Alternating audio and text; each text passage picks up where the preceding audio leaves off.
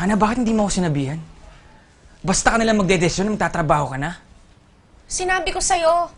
Ginising pa nga kita para malaman mo. Wala ako natatandaan. O, hindi ko nakasalanan yun. Eh, antok na antok ka pa nun eh. Pero nagsabi ako sa'yo. Pwede ba, Ana?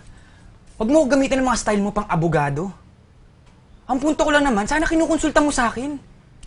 Asawa mo ko eh. Kung may desisyon, dapat tayong dalawa. Hindi sinusolo mo lang. Ano pang dapat pagdesisyonan? Eugene, may anak ka. Pero hanggang ngayon, hindi ka pa rin kumikilos para maghanap ng trabaho. Ano gusto mong gawin ko, ha? Hayaan na lang mamatay yung anak natin sa gutom, yun ba? Bakit, ha? Eh, yung paglalaro mo ng computer game. Desisyon mo lang yan, pero hindi ko naging desisyon yan dahil bisyo mo yan. Ang labo mo namang kausap eh. Oh! Ako pa ang malabong kausap.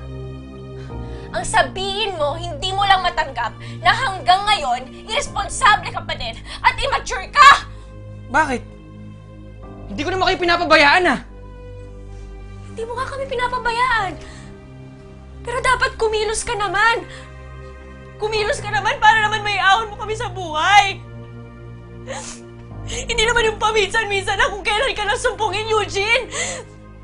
May anak ka! Tandaan mo yun! Huwag ka naman pabanjing-banjing lang! Yung anak natin ang mahal-mahal ng diaper, ang mahal-mahal ng gatas! O paano pag pinag-aral pa natin yan?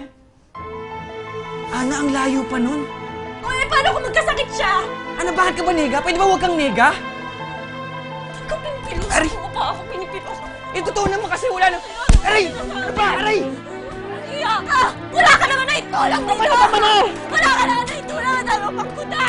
Ang dami mo sinasabi sa akin! Iya ka! Ana! Ano ba? Ano, tama na, masakit! Wala akong pakialam kung masakit ka! Naliya ka! Naliya ka!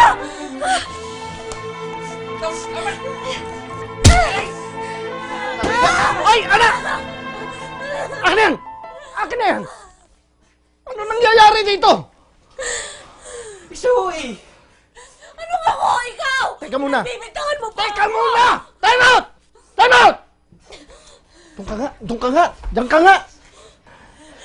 Eugene! Makinig ka mabuti. Sa puntong ito, tama si Ana. Tumahimik ka! Kanina ko pa naririnig ang pag-aaway nyo eh. Ayoko sana makialam. Pero sobra na ang ingay nyo.